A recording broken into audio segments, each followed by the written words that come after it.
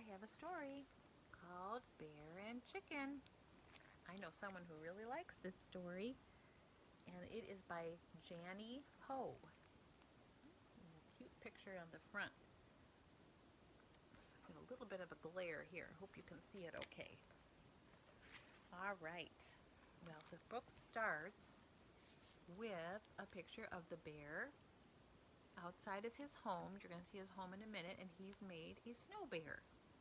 And each page of the book, not every page, but several pages, you'll see this little friend, a little cardinal up in the tree that hard to see, but he has a little scarf on.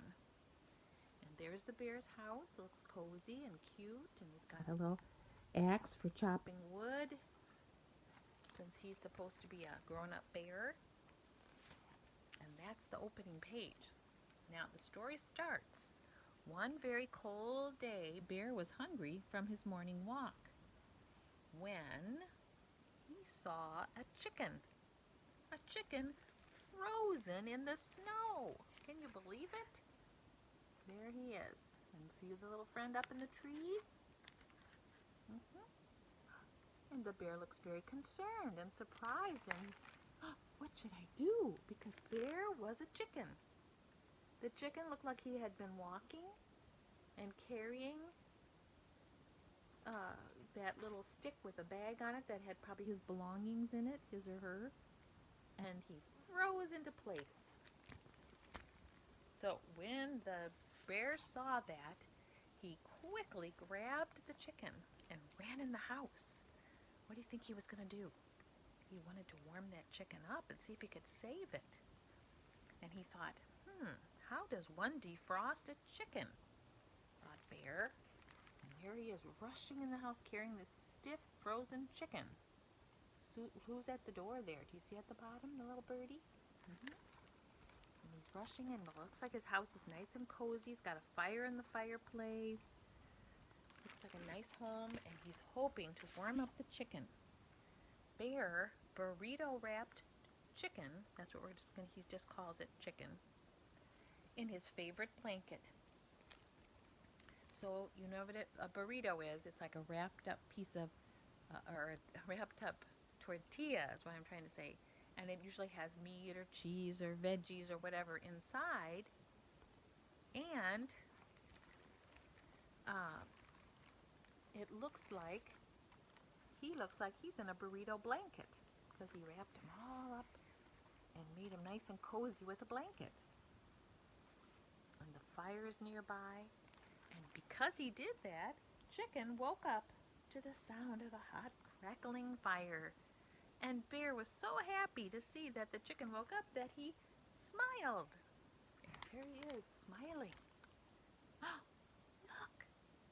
But what do you think? If you were that little tiny chicken in comparison to that big bear, and the bear was holding you in a blanket and you couldn't move hardly at all, and you open your eyes, what did the chicken see? Those teeth and a scary bear. But all Chicken saw were his sharp teeth. Hello there, said Bear as he reached for his cookbook. You are just in time. In time for what? Chicken thought. And there he is. He's taking the blanket off of Chicken. He sets him down by the stove, and he gets out his veggies to start getting something ready for dinner, it looks like, because he has a cookbook, 100 Ways to Cook. And there's Chicken watching, thinking, oh dear, this doesn't look good. Bear brought over a huge pot. It was so big that Chicken could have fit inside it. Yikes. Bear filled it with water and turned on the stove, and the water boiled. Here's the pot. It is big, isn't it? And Chicken could easily fit in there. And here she is looking. It says I'm saying two words at the same time. She simmered in suspicion. I have to say that carefully. The S words. She's looking at that soup bubbling on the stove and saw what the bear had the cookbook out, and she's wondering, what do you think? she's wondering if he's going to make chicken soup. Yikes. He keeps saying things like, "You're just in time," or something like that, and she wonders what that means. Well, Chicken peered into the pot, and then took a step away, and another step back, and was moving back from the pot when, crash, she bumped into some herbs right here and knocked off a couple leaves. And the bear saw what she had done, which was by accident, of course, and he says, "Yes, basil." He's happy he hadn't even thought about that, and he thought, "Oh, that's a good idea. I need some of those herbs. Basil would taste really good in the soup." And he said, "Chicken, that's perfect." And he acted like he thought the chicken had suggested the basil, and she really had just bumped into it. But it worked out to be a good thing to put in the soup. Well, Bear began sharpening his knife. Ooh. Onions, chop, chop, chop. Carrots, chop, chop, chop. Celery, chop, chop, chop. What else is missing, thought Bear.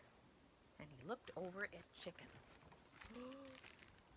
He keeps saying things that makes her think that she's next. There he is with that big chopping knife.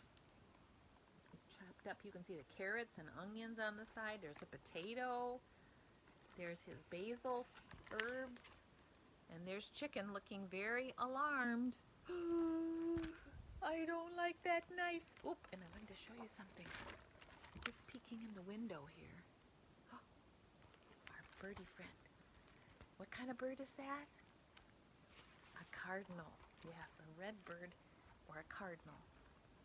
"Chicken," the bear said. "Chicken, come a little closer and smell the delicious soup," Bear said. "It's almost time for lunch."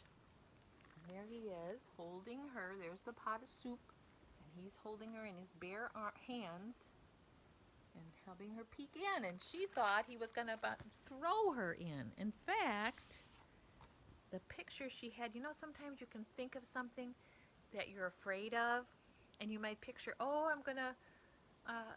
something's going to happen, like something isn't going to work out right. You're kind of worrying about it in your head, and you don't need to worry. Well, in her head, look what she was picturing. Now, the bear we've seen in this book has been very friendly, hasn't he? Well, this bear looks mean and angry, and he has put her in the soup with all the veggies. And he's saying, "Yum!" That's what she's been afraid of all along. "He's going to make me into lunch," Chicken gasped. Can you gasp? Well, when she got that idea and she felt him holding her by the soup pot, she wiggled her tail feathers to get loose and started running away. And there was a potato on the counter, and she tripped over it, and she jumped off the counter and knocked everything else off the counter that was still there, some pieces of veggies and everything. And she ran with all her might. So there's the bear saying, "What?" And she's running away. There's the potato she tripped over, and she's just running as fast as she can because she thinks, "I gotta get out of here. He's gonna put me in that soup." And she zigzagged outside through the trees. Now, picture all these trees. It's a big wood, so there's a lot of trees next to each other. So she would go by one tree and then around it and then by another one and back and forth, hoping that he wouldn't be able to catch her. But soon, Bear got closer. So there's Chicken running with all her might, and there's Bear coming after her, and he's almost there because his legs are longer, right? There's our little friendly cardinal saying, "Uh-oh, what's going on here?" She's always checking these two. And Bear caught up to the chicken, and Chicken said, "Quack, quack, quack, quack, quack." She squawked. "This is the end. I'm chicken soup. Squawk." And here she is. There's the cardinal. And he's holding a stick, and he looks like from the back that he's about to attack her with a stick. But you know what? not as bad as it looks, because look, here's this poor innocent bear holding a stick that was hers, right? With a little package of a little sack on it with her belongings. He's holding it up and he's talking to her, and she's like, ah!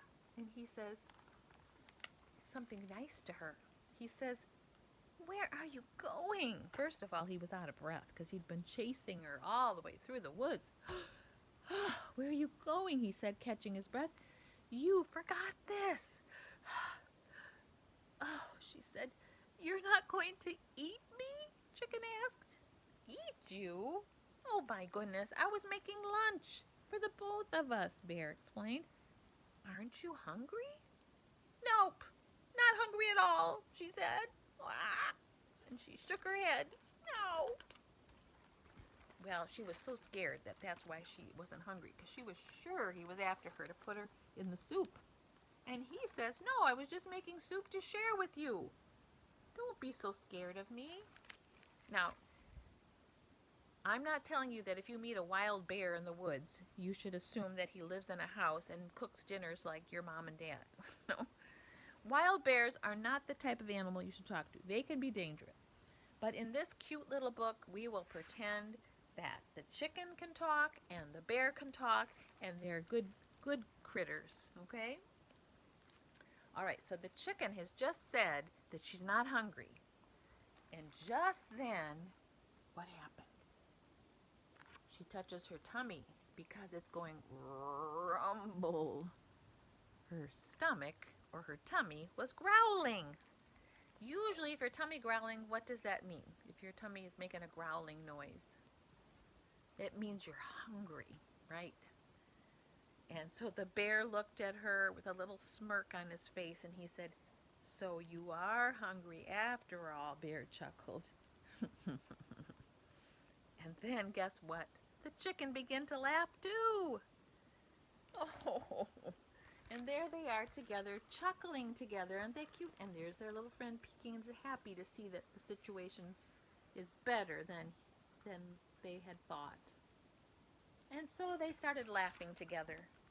And then Chicken said, Pock, you help me find my way home.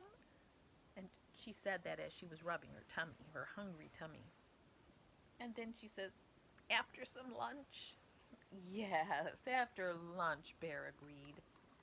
And so, because they were now friends and they'd realized who each other was, guess what?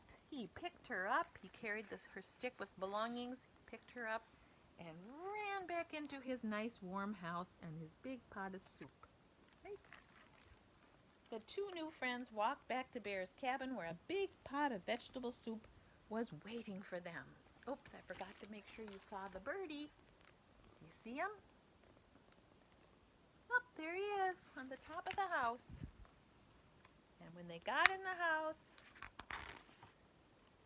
they sat down and had a nice dinner.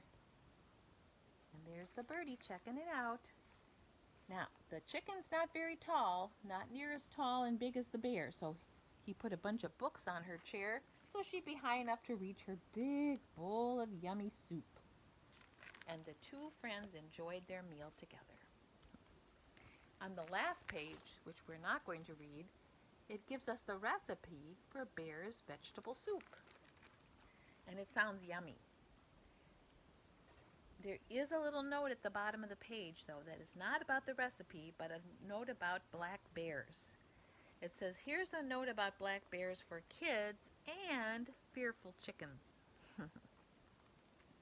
It says black bears are only found in North America and mainly live in forests. They are mostly vegetarians, with their diet made up of grass, leaves, wild berries, nuts, seeds, and insects.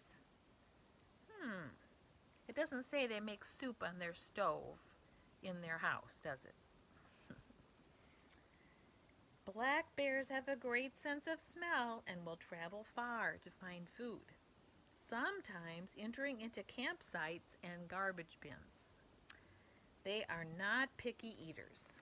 So, I do know a story that I am not going to tell right now about a black bear. Here's the cute picture of the chicken and the black bear,